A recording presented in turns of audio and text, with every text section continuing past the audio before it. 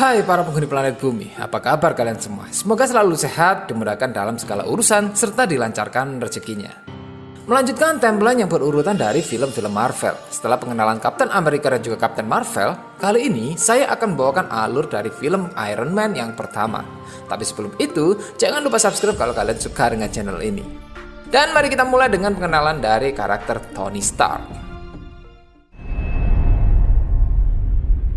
Tony Stark adalah anak dari pengembang senjata legendaris bernama Howard Stark, yang juga pendiri dari Stark Industry. Sejak dari kecil, Tony berhasil menarik perhatian dengan kecerdasan serta kejeniusannya, dan berhasil lulus dengan gelar kehormatan dari MIT pada usia 17 tahun. Namun pada tahun 1991, ayah Tony yaitu Howard Stark bersama sang ibu meninggal dalam sebuah kecelakaan mobil, yang kemudian membuat posisi kepemimpinan Stark Industry untuk sementara diisi oleh sahabat Howard Stark yang bernama Obadiah Stane. Hingga sampai pada umur 21 tahun, barulah Tony Stark akhirnya masuk menjadi presiden baru Stark Industry, sedangkan Obadiah Stane atau yang biasa dipanggil Obi menjadi orang kedua dalam perusahaan tersebut. Dengan kekuasaannya, Tony berhasil memulai era baru dalam menciptakan senjata canggih, robot mutakhir, serta satelit militer yang kemudian membuat Tony Stark menjadi salah satu orang terpenting di dunia. Akan tetapi kejeniusan Tony Stark tidak sebanding dengan sifatnya, di mana ini ditunjukkan dengan absennya Tony dalam acara penghargaan militer bergengsi yang diadakan di California. Beruntungnya, Obi hadir untuk perwakilan dalam menerima penghargaan yang diserahkan oleh sahabat Tony Stark yaitu Kolonel James Rhodes. Sedangkan Tony sendiri berada di ruangan judi sambil menggoda para wanita. Kita juga diperlihatkan dengan sifat Tony yang tidak bisa menghargai apapun dengan memberikan piala penghargaan kepada orang yang tidak dia kenal. Ketika akan pulang, Tony sempat dihadang oleh seorang reporter bernama Christine Everhart. Dan karena reporter itu cantik, Tony pun bersedia untuk menjawab beberapa pertanyaan. Ya pada akhirnya, wawancara mereka berakhir di atas ranjang rumah Tony. Keesokan paginya, Christine terkagum-kagum dengan pemandangan serta kecanggihan rumah Tony yang dilengkapi dengan kecerdasan buatan bernama Jarvis. Christine juga bertemu dengan asisten pribadi Tony bernama Pepperpot yang telah menyiapkan pakaian serta kendaraan yang siap mengantarkan Christy kemanapun dia pergi. Sedangkan Tony sendiri sedang sibuk memperbaiki mobil antik di ruang kerjanya. Pepperpot kemudian mengingatkan bahwa seharusnya Tony sudah berada di belahan bumi lain untuk sebuah acara penting.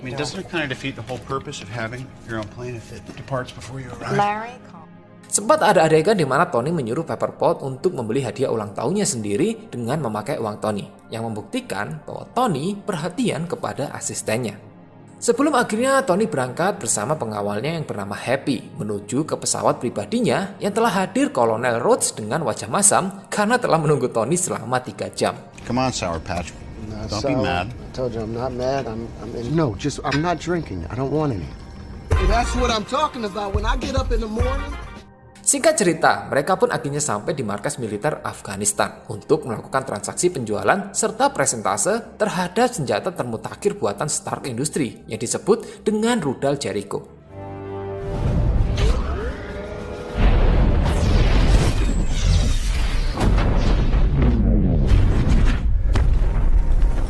Selesai dengan presentasenya, Tony kemudian mendapatkan komunikasi dari Obi yang menanyakan tentang transaksinya. Setelah itu, Tony masuk ke dalam sebuah Humvee.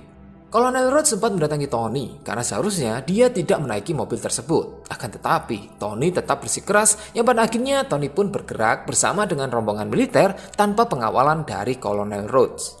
Dalam perjalanan, Tony mencoba mencairkan suasana dengan mengajak berbicara para militer yang sedang gugup karena mengawal Tony yang adalah salah satu orang terpenting di dunia. Akan tetapi, tanpa diduga, konvoi militer itu tiba-tiba mendapatkan serangan. Yeah, peace. I love peace. I'll be out of a job with peace.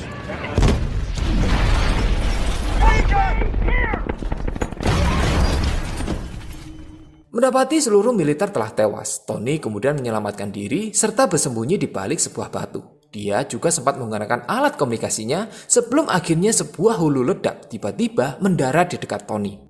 Dan Tony pun semakin terkejut karena hulu ledak itu berasal dari perusahaan Tony sendiri yaitu Stark Industry.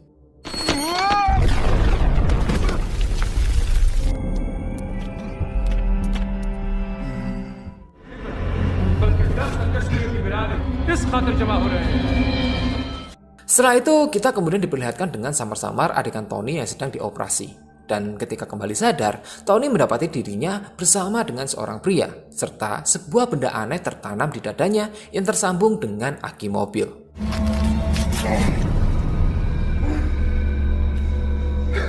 Si pria yang mengaku bernama Yinsen kemudian menjelaskan bahwa dirinya telah berhasil mengeluarkan beberapa serpihan bom yang tertanam di dalam dada Tony. Namun, masih ada serpihan yang tertinggal. Dan elektromagnetik yang tertanam di dada Tony itu berguna agar serpihan yang tersisa tidak bergeser dan melukai jantung Tony. Tidak lama setelah itu, mereka didatangi oleh beberapa teroris yang segera disadari oleh Tony bahwa para teroris ini sedang memegang senjata ciptaannya. Para teroris kemudian meminta Tony untuk membuatkan mereka rudal Jericho. Namun dengan tegas, Tony menolak permintaan tersebut yang kemudian membuat Tony disiksa oleh para teroris.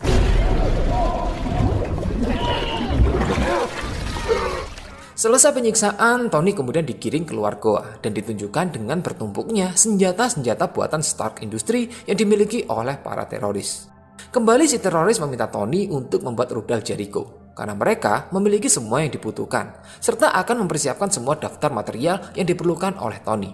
Dan sebagai gantinya, mereka akan melepaskan Tony jika tugasnya telah selesai. No, he won't. Pada awalnya Tony Stark termenung. Karena bagaimanapun juga, dirinya pasti akan dibunuh. Dan jika tidak, dia pasti akan meninggal dalam waktu 1 minggu karena pecahan bom di dadanya. Akan tetapi Yinsen mencoba meyakinkan Tony bahwa dia harus menciptakan sesuatu sebagai perlawanan terakhir Tony Stark. Setelah mendapati kenyataan bahwa senjata-senjata yang diciptakannya juga digunakan oleh para teroris yang dijuluki dengan nama Ten Ring. Dan Tony pun akhirnya tersadar. Namun, alih-alih menciptakan rudal Jericho, Tony terlebih dulu menciptakan sebuah reaktor mini sebagai pengganti elektromagnetik buatan Yinsen dengan kapasitas tenaga yang lebih besar, yang setidaknya bisa menyelamatkan Tony untuk 50 tahun ke depan tanpa perlu membawa sebuah aki. Setelah itu, Tony menunjukkan sebuah rancangan baju besinya kepada Yinsen yang akan menjadi tiket mereka keluar dari goa ini. Dan hari-hari berikutnya pun mereka gunakan untuk mewujudkan rancangan dari Tony Stark. Hingga sampai pada suatu saat, pimpinan Ten Ring pun menyadari bahwa Tony dan juga Yinsen sedang tidak membuat rudal Jericho. Pimpinan Ten Ring itu kemudian datang dan berniat untuk menyiksa Yinsen, agar Yinsen membuka mulut tentang apa sebenarnya yang sedang mereka kerjakan. Beruntung, Tony segera mengatakan bahwa dia membutuhkan asisten untuk menuntaskan pekerjaannya. Dan pimpinan Ten Ring itu pun kemudian melepaskan Yinsen, lalu memberi waktu kepada mereka sampai esok hari untuk segera menyelesaikan rudal Jericho. Namun kembali, Tony dan juga Yinsen bergegas untuk menyelesaikan rancangan baju besinya, lalu melakukan proses pemasangan dengan menghindari pantauan CCTV. Pimpinan Ten Ring yang menyadari hilangnya Tony Stark segera memerintahkan anak buahnya untuk melakukan pengecekan. Akan tetapi, mereka justru disambut dengan bom yang terpasang di balik pintu. Menyadari para teroris mulai datang, Tony dan juga Yinsen segera menyelesaikan proses pemasangan. Akan tetapi, karena proses komputerisasi tidak bisa dilakukan dengan cepat, Yinsen pun berinisiatif untuk mengulur waktu, yang kemudian justru membuat Yinsen akhirnya terkepung.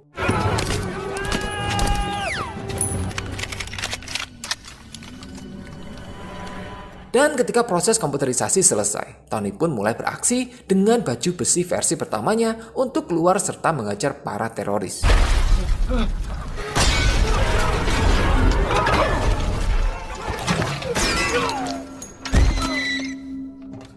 Hingga di ujung goa, Tony pun berhasil menjatuhkan pimpinan Ten Ring serta bertemu dengan Yinsen yang sedang sekarat. Thank you for saving me. Don't waste your life. Setelah mendapatkan pesan dari Yinsen untuk tidak menyia-nyiakan hidupnya, Tony kemudian keluar dan menghajar teroris yang tersisa, serta membakar habis persenjataan yang dimiliki oleh para teroris.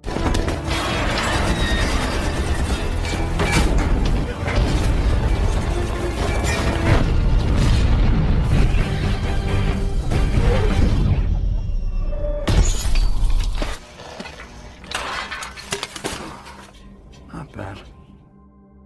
Setelah baju besinya hancur, Tony pun berjalan sendirian di tengah padang gurun yang panas. Hingga sampai akhirnya, beberapa helikopter militer yang dipimpin oleh Kolonel Rhodes menemukan keberadaan Tony Stark. Next time you ride with me, okay? Tony kemudian dibawa kembali ke California dan telah dinantikan oleh Happy dan juga Pepperpot yang menangis bahagia setelah bosnya itu menghilang selama 3 bulan dan kembali dengan keadaan masih hidup. Tears of joy. I hate job hunting. Yeah, vacation's over. Bukannya pergi ke rumah sakit, Tony justru meminta diadakannya konferensi pers dadakan di salah satu gedung Stark Industries.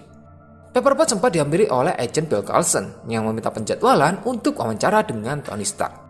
Dan dengan didampingi oleh Obi, serta di hadapan banyak sekali wartawan, Tony mengatakan bahwa dia telah melihat anak-anak muda Amerika terbunuh dengan senjata ciptaannya, dan merasa bahwa dirinya menjadi bagian dalam sistem yang nihil akan tanggung jawab. Yang kemudian membuka mata Tony, bahwa ada hal lain yang bisa dilakukan selain meledakkan sesuatu. Maka dari itu, Tony berniat untuk menutup divisi pabrik senjata Stark Industries secara internasional. Obi kemudian mendatangi Tony yang sedang berada di ruangan reaktor utama dan menyatakan keberatannya tentang penutupan divisi senjata, yang mana hal itu membuat saham perusahaan menjadi turun drastis. Namun Tony mencoba meyakinkan Obi bahwa Stark Industries masih bisa bergerak di bidang lain dengan meninjau ulang mengenai sebuah reaktor yang selama 30 tahun terakhir tidak ada perkembangan. Yang mana hal ini ditunjukkan dengan berhasil dibuatnya sebuah reaktor mini yang tertanam di dada Stark yang juga berfungsi sebagai penyelamat hidup Tony. Setelah itu, Obi meminta Tony untuk tetap bersembunyi dan membiarkan dirinya yang akan mengurus bisnis baru Stark Industries. Adegan berpindah di mana Tony sedang meminta bantuan Pepperpot untuk mengganti reaktor mini yang ada di dadanya dengan reaktor mini baru yang lebih sempurna yang bisa menjaga Tony untuk tetap hidup dalam waktu yang tidak terduga. Okay, you got it? Now don't let it touch. Eyes when you're coming out. That's what I... Okay, you're gonna touch that to the base plate. I don't have any, but yeah. Setelah itu, Tony meminta Pepperpot untuk menghancurkan reaktor mini lamanya. Namun, sepertinya Pepperpot memiliki pemikiran lain.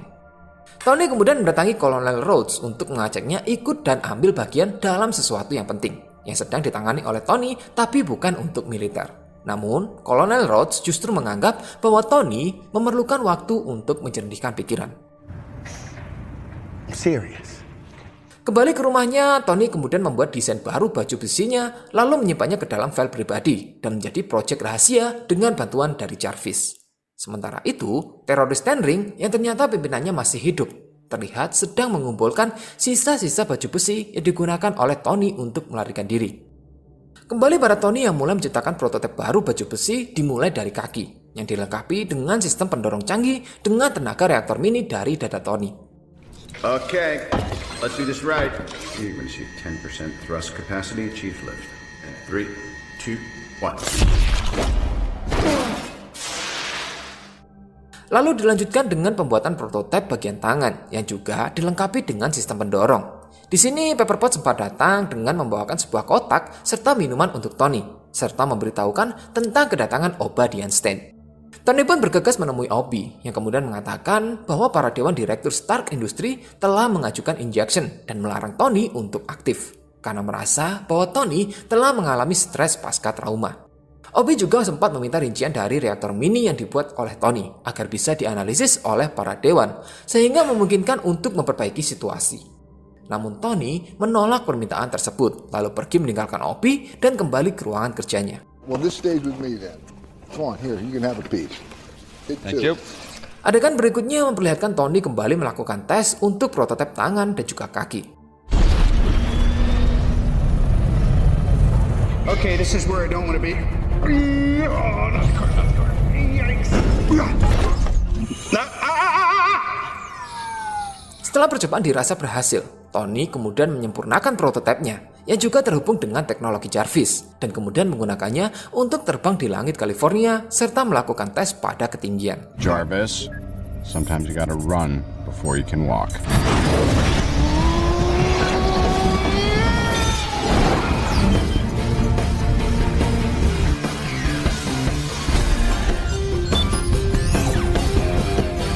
Alright, let's see what this thing can do. Akan tetapi pada ketinggian 40.000 kaki, prototipnya tidak bisa mengatasi masalah pembentukan es yang kemudian mengakibatkan Tony terjatuh. Beruntungnya, Tony dengan cepat bisa mengatasi hal tersebut dan kembali pulang dengan pendaratan yang buruk. Kill power.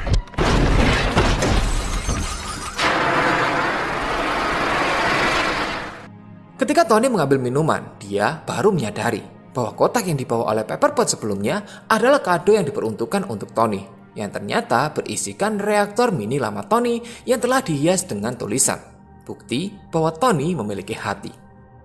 Berikutnya Tony kembali menyempurnakan baju besinya dengan menggunakan logam campuran emas titan dari satelit militer yang menjamin akan ketahanan yang sangat kuat serta keseimbangan daya dan berat. Throw a little hot rod red in there. The render is complete. Yeah, I like it fabricated. Paint it. Tony kemudian pergi ke sebuah acara besar yang diselenggarakan di gedung Disney. Di sini, Tony bertemu dengan Obi serta agent Bill Coulson yang kembali meminta pengarahan. Akan tetapi, mata Tony segera teralihkan dengan kehadiran Pepperpot yang terlihat begitu menawan. You look fantastic. I didn't recognize you. What are you doing here? You, want to dance? Oh, no. All right, come Thank on. you. No, I always forget to wear deodorant and dance with my boss. Great, you smell great. How about a little air? Yes, I need some air. I would like a drink, please. Tony yang berniat untuk mengambilkan minuman, tiba-tiba dihampiri oleh Christine Everhart yang kemudian menunjukkan beberapa foto mengenai persenjataan Stark Industries yang digunakan oleh para teroris di wilayah Gulmira. Tony kemudian meminta penjelasan kepada Obi mengenai persenjataan yang dikirim kepada para teroris secara rahasia. Yang pada akhirnya, Obi pun mengaku bahwa yang melakukan injection bukanlah para dewan, melainkan dirinya sendiri yang bermaksud untuk melindungi Tony. Di rumahnya, Tony yang sedang menggunakan Sweet Arm sambil melihat berita mengenai penderitaan warga Gulmira akibat kebrutalan para teroris Ten Ring, akhirnya menyadari bahwa sistem pendorong di tangannya bisa digunakan sebagai sebuah senjata. Join that militia. Holding them up. Ya pada akhirnya Tony pun memutuskan untuk pergi ke Gulmira menggunakan Iron Suit Mark III demi menghentikan tindakan para teroris serta menghancurkan semua senjata dari Stark Industries yang dimiliki oleh para teroris Ten Ring.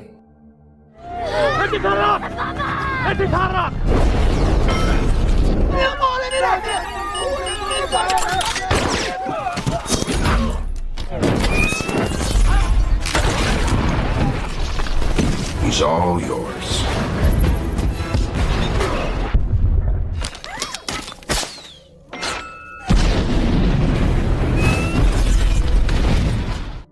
Celakanya ketika sedang terbang untuk kembali, Tony terdeteksi oleh radar markas Angkatan Udara California sebagai pesawat tak berawak ilegal. Kolonel Roach yang dipanggil oleh militer kemudian mencoba menghubungi Tony Stark. Yang awalnya, Tony sendiri tidak mau mengakui bahwa itu adalah dirinya. Namun setelah dua pesawat tempur Raptor F-22 diterbangkan untuk menyerang, barulah Tony mengaku bahwa yang sedang terbang adalah dirinya.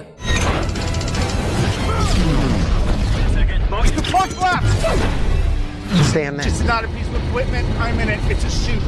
It's me! On your belly.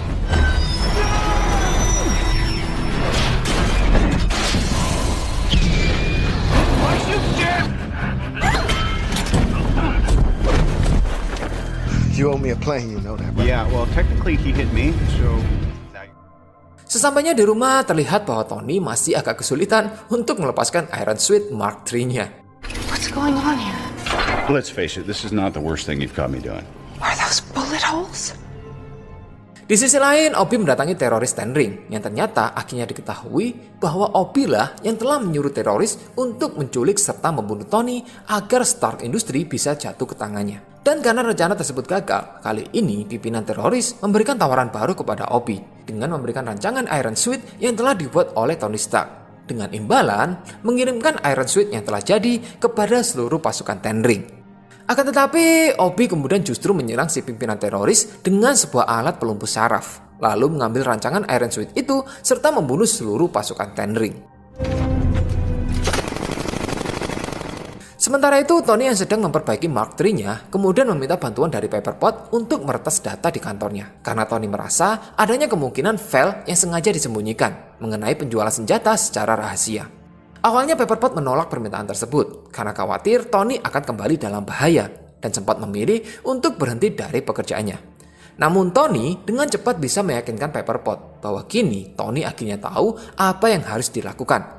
Dan dalam hatinya meyakini bahwa apa yang dilakukan ini adalah benar. Singkatnya, Pepperpot pun mendatangi kantor Tony dan menemukan adanya file rahasia mengenai beberapa penjualan senjata, serta file mengenai sektor 16. Di sini juga akhirnya Pepperpot mengetahui apa yang terjadi pada Tony ketika menghilang selama 3 bulan, dengan ditemukannya video para teroris yang sedang menyandra Tony Stark. Dan video tersebut ternyata ditujukan kepada Obadiah Stane. Tidak lama kemudian, tiba-tiba Obi datang. Beruntung, Pepperpot bisa menutupi proses pengambilan data itu hingga selesai. Lalu bergegas pergi meninggalkan Obi yang akhirnya mengetahui apa yang telah dilakukan oleh Pepperpot. Beruntungnya Pepperpot bertemu dengan Agent Coulson dan langsung mengajaknya untuk pergi bersama.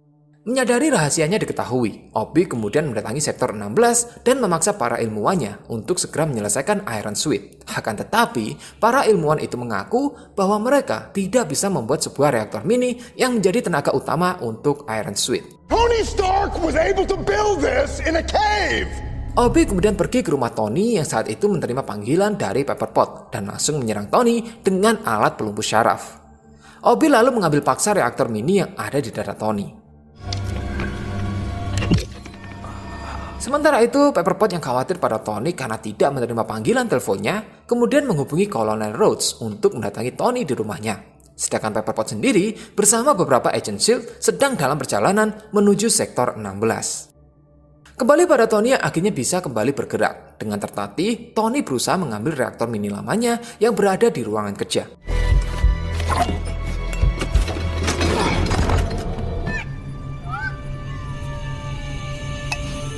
Tidak lama kemudian, Colonel Rhodes pun datang dan mendapati Tony tergeletak di lantai. Namun beruntungnya, Tony masih hidup. Lalu bergegas menggunakan Mark III-nya setelah mendengar informasi dari Colonel Rhodes yang didapat dari Pepperpot. That's the coolest thing I've ever seen. Next time, baby. Sedangkan Obi dengan reaktor mini yang diambil dari Tony akhirnya bisa menghidupkan dan bergegas untuk menggunakan Iron Suit-nya setelah menyadari kedatangan Pepperpot bersama beberapa agent SHIELD.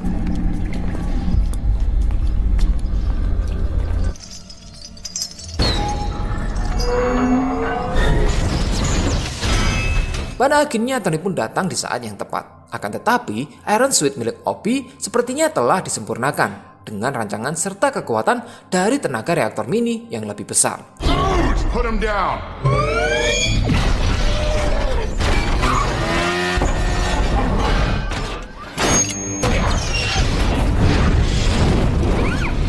Tony kemudian memancing Obi untuk terbang di ketinggian 40.000 kaki agar Iron Suit itu membeku akibat pembentukan es. Namun dengan resiko, tenaga reaktor mini milik Tony yang tersisa tinggal sedikit.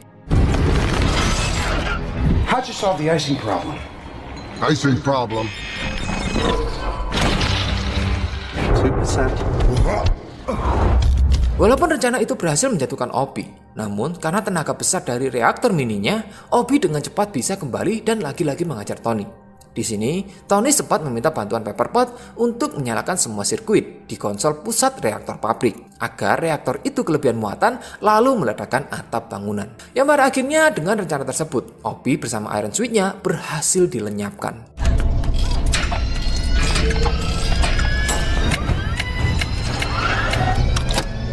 It's ready, Tony. Get off the roof. Just do it! You'll die! Push it!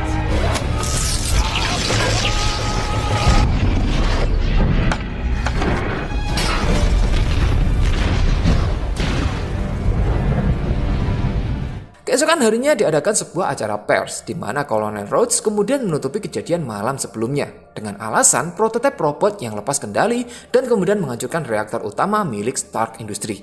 Yang pada akhirnya robot tersebut bisa dihentikan oleh sosok yang disebut dengan Iron Man. Iron Man, that's kind of catchy. It's got a nice ring to it. I mean, it's not technically accurate. The suit's a gold titanium alloy. Pada awalnya, Agent Bill Carlson telah memberikan beberapa kalimat alibi yang bisa digunakan oleh Tony untuk alasan keterlibatannya di hadapan para pers. Akan tetapi, Tony justru mengaku bahwa dirinya adalah sosok Iron Man yang sebenarnya. Truth is, I am Iron Man. Di credit scene kita diperlihatkan dengan Tony Stark yang didatangi oleh Nick Fury yang kini telah menjabat menjadi direktur utama SHIELD untuk membahas tentang rencana pembentukan The Avengers. I'm here to talk to you about the Avenger Initiative.